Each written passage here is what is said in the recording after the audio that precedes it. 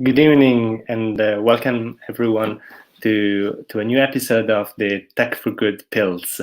So the Tech for Good Pills is a series of interviews organized by Nesta Italia, where we host founders and practitioners of the Tech for Good world. People that are using technology to tackle and solve big social and environmental problems.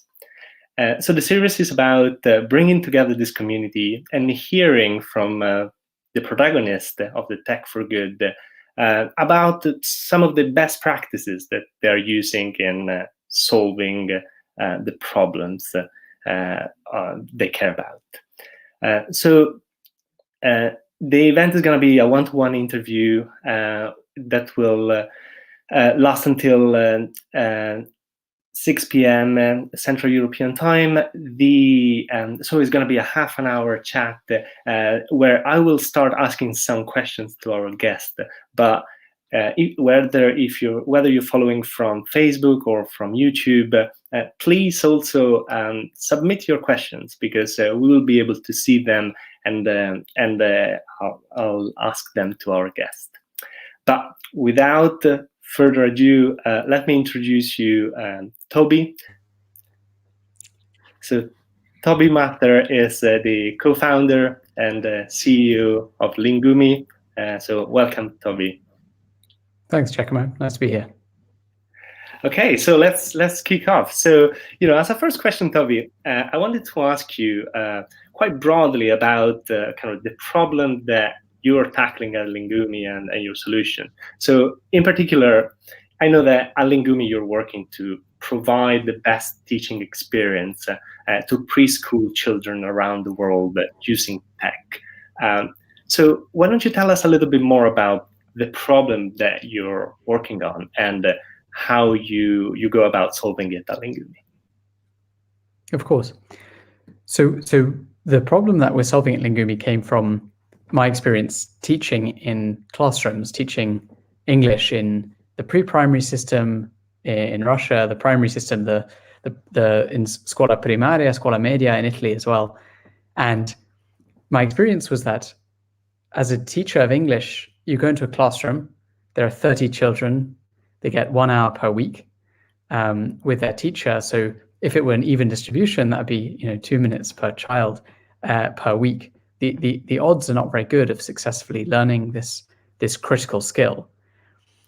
And I think that English probably is, for the 95% of children born outside English-speaking countries, the skill that has the greatest socioeconomic impact on their life. And the way of tackling that traditionally has been you just wait until your child goes to primary school, because for 2,000 years or so, the scaling system for teaching has been the classroom ever since sort of Socrates. And as a result, children miss this extraordinary time, the preschool period, when their brains are most plastic, most synaptically dense, most capable of beginning to learn the foundations of critical skills. And they just have to wait until they get to primary school, where they have to push this rock up a hill every week trying to learn critical skills like English. And so at Lingumi, we asked ourselves, why can't we give a teacher to every 2-year-old or every 3-year-old? What's stopping us? And there was the scaling mechanism, the classroom. A 2-year-old or 3-year-old is not designed to sit in a classroom. But there wasn't actually a pedagogical blocker. A teacher can work very effectively with a 2-year-old or a 3-year-old. And so at Lingumi, our mission is bring extraordinary teaching experiences to those children, those preschool children. But we've reimagined what a teaching experience means for an era of information technology, of AI, of the cloud. And what that means for us is we want a teaching experience on the Lingumi app to feel deeply human to every child, to feel just like a real teacher, even better than a real teacher would. But the delivery, the technology, means it's asynchronous. And as a result, we can scale it exponentially. We can bring it very affordably to every family. And therefore, we can widen access to extraordinary teaching of critical skills. And the first skill that we're working on is teaching children to speak English as a foreign language. Okay, and I think I've experienced the app myself, but for some of for the people that are listening to us, can you kind of give us a little bit of a sense of what using Lingumi means and what it looks like? Absolutely. We almost think of Lingumi as being like a great preschool, but in the cloud. And so in a great preschool, you take your child there, they have a lesson or several lessons every day. In Lingumi, that's just one lesson per day of 10 to 15 minutes. And we do that because unlike the quote unquote edutainment world, we don't want children to become addicted to the screen. Just in the same way that a lesson shouldn't continue forever in school. It should start and it should stop and it should be fantastic. So when families open the Lingumi app each day, there's a new lesson waiting for them from their teacher. And that lesson, depending on the course they're in and their progress, will start with maybe saying hello to the teacher, a warm-up of some kind. They'll go through a series of learning activities or games to learn foundational vocabulary, grammar, practice speaking. And then, just like in a real preschool, you can practice talking. And so on Lingumi, that's talking to your classmates, and it's all asynchronous, but you might see a video that your friend recorded yesterday that you can see today, and then record your response that they maybe will see tomorrow. And you can talk to your teacher. Maybe your teacher will appear and ask you, what color is the pen? And the child can answer. This is a difficult one to answer, but let's take the book. What color is the book? If the child says red, the teacher will hear that and will say, let's try again, or can you say black? But none of that is being done live.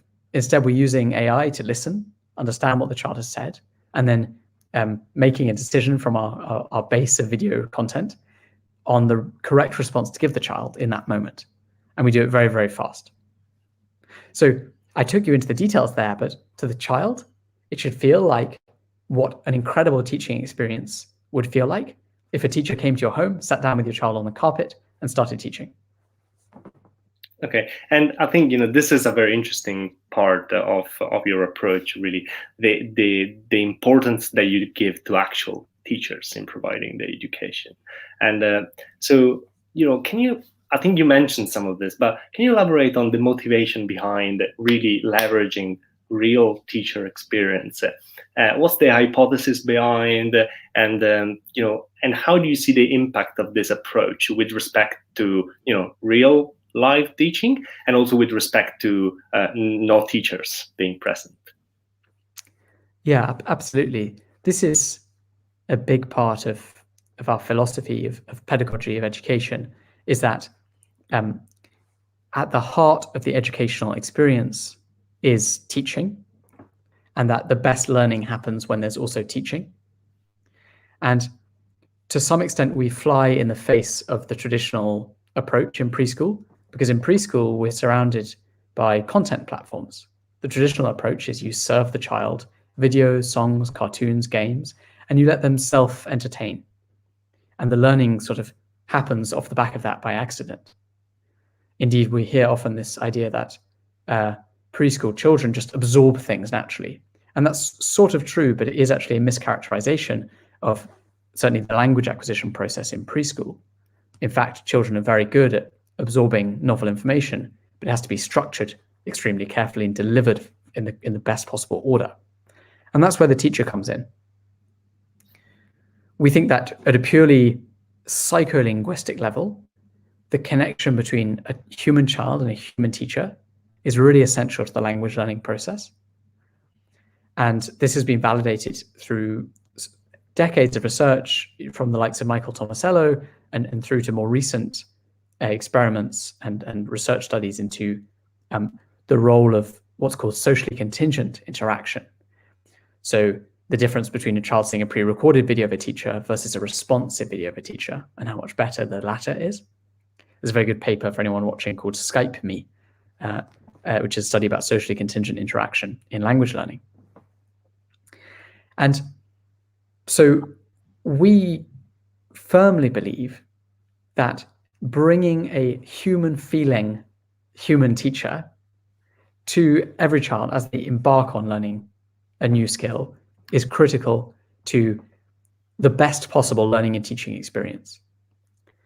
And we also believe, perhaps also controversially, that live teaching is not the answer.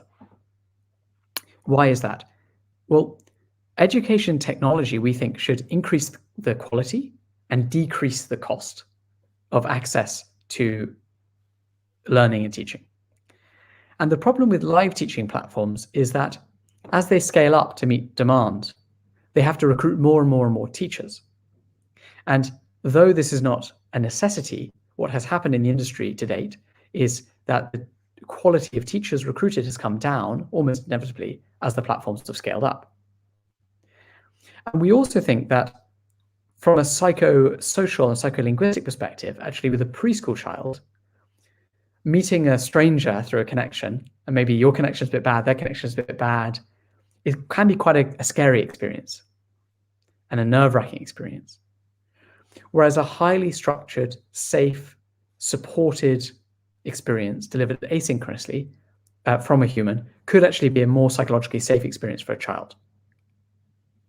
And then lastly, we think that the top 0.01% of teachers, let's say, have an outsized impact. Those extraordinary super teachers, those amazing charismatic heroes who can transform a child's life. And we should focus on using technology to scale the impact those teachers have, rather than just using technology as a conduit to connect one teacher to one or a small group of students and having to add more teachers all the time. And, you know, I had a very privileged education, and there was really one teacher who changed my life. He was the teacher who made me fall in love with English, with the English grammar, with semicolons in particular. And that was 1 in 50. And I was much luckier than most children around the world. So if my odds were 1 in 50 of having a transformational teacher, the odds for the average child are much lower.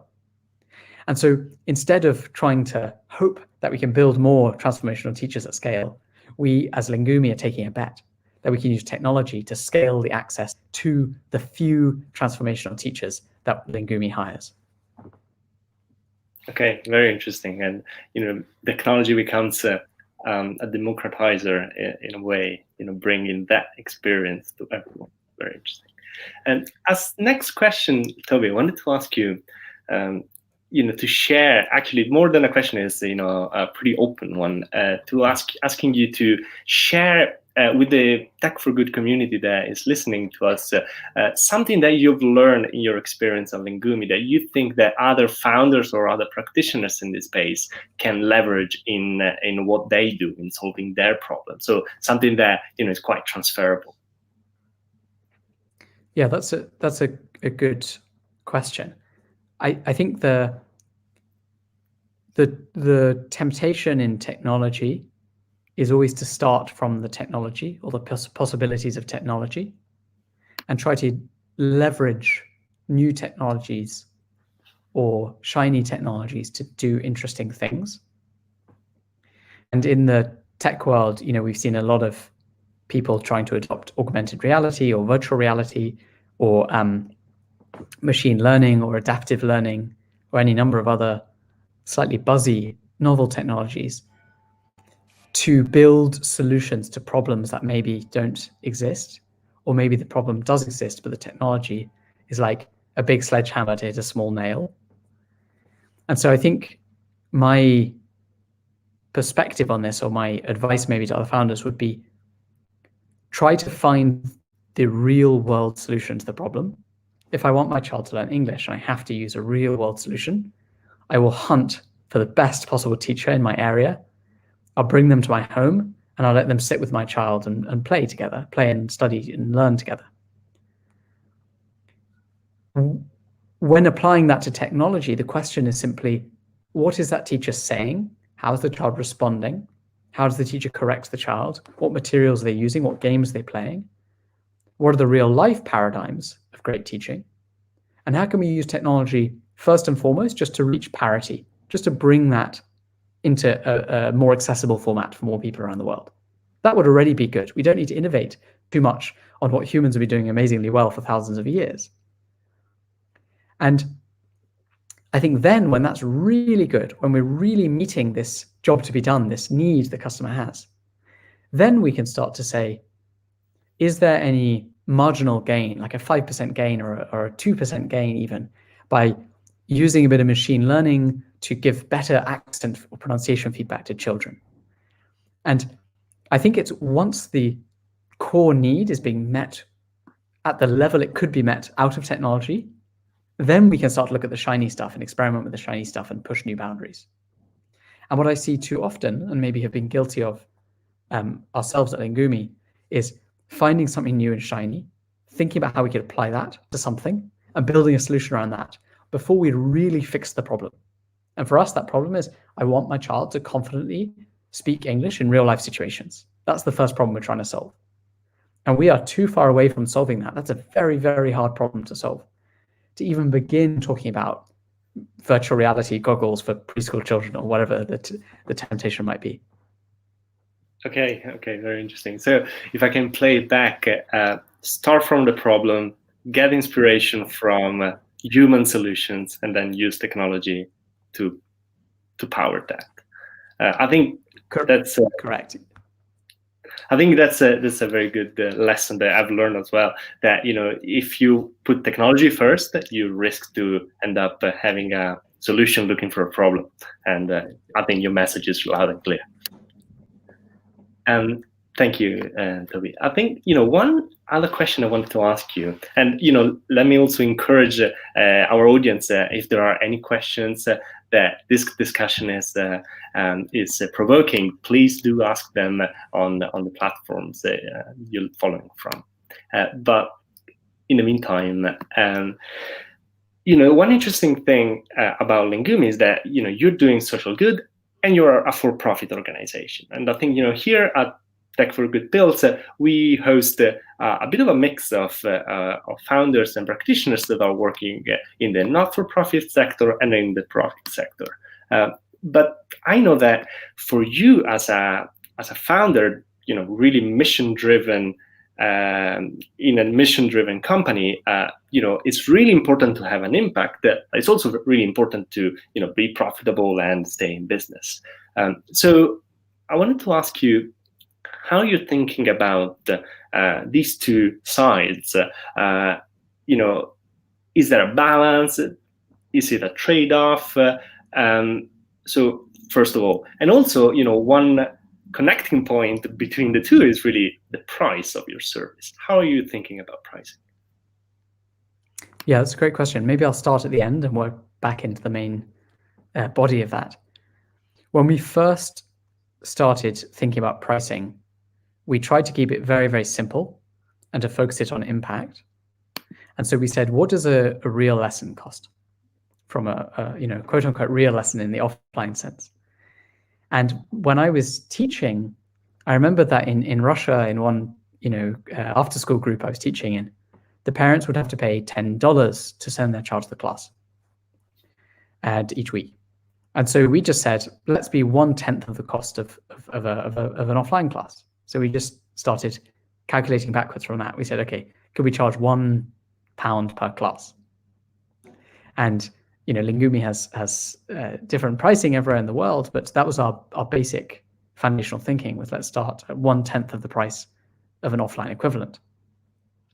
And in fact, we charge a subscription in some places and a fixed price in other places, but that's too in the details for today. And as we look forward, we start to ask ourselves, how does that change as we go to different countries? And there are some famous examples of what's called price indexing, which is basically anchoring your price against GDP per capita in the given market. So the Big Mac index or the Spotify index are two good examples on the web. And now what we're exploring is, as Lingumi scales around the world, how do we want to be selling in each market, and how do we want to be ensuring that we remain philosophically aligned to that core belief that we're trying to do what we do at a fraction of the traditional cost. So we don't know the answer yet. We're just beginning to explore that, but that's how we're thinking our way into it. In terms of the bigger question, I suppose, about mission and impact and building a big business, in the world of software, and specifically I'm thinking about highly scalable software here, so not necessarily live teaching platforms where ultimately your fixed cost is still quite high because you're putting a live teacher on the platform, but more like in software as a service businesses, you have a very high gross margin. Once it's built, you can ship it for a long time to an ever-increasing group of customers with very low marginal cost. And I think that the software as a service world, therefore, opens the door for the first time to being extremely profitable, extremely big as a business, and making a very large impact. I think, and that is what we're trying to do. We're trying to have our cake and eat it in that respect. And I think that software is making that sort of cakeist approach possible for the first time. I think the danger, though, is it's quite easy, and this is probably something that happens at the board level or from investor pressure, to always be tempted to only optimize for profit. And one approach we could take tomorrow is we could double our prices, and maybe we'd lose some customers, but the others would pay more and we'd earn more. And that's why, as a company, we have to have a very clear mission. Our mission is bring the world's best teaching experience to preschool children all around the world through technology. And a part of that is do that affordably so we can reach people around the world. And then my job, I suppose, is not just to represent the business to our shareholders, but it's also to safeguard our mission and not raise capital in a situation where that would endanger our mission. And as a CEO and as a business, we are extremely mission driven, and that comes first.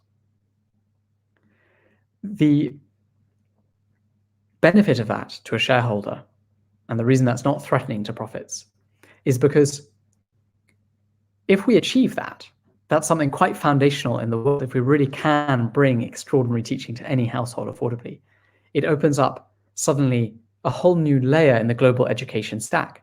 Parents around the world right now are sitting there waiting for their child to go to primary school. They cannot get a good teacher in that preschool period. And there is enormous demand for that, whether it's sort of realized or latent demand.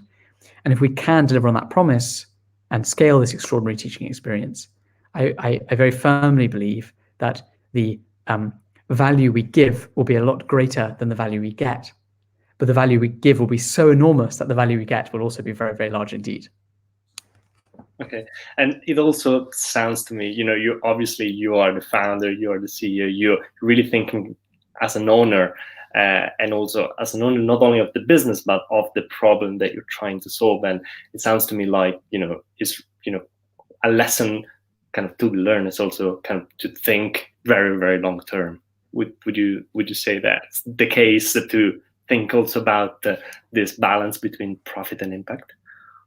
Absolutely. And Jeff Bezos is maybe more motivated by profit than impact, but he has this wonderful quote about strategy, which is long-term thinking is a strategic advantage.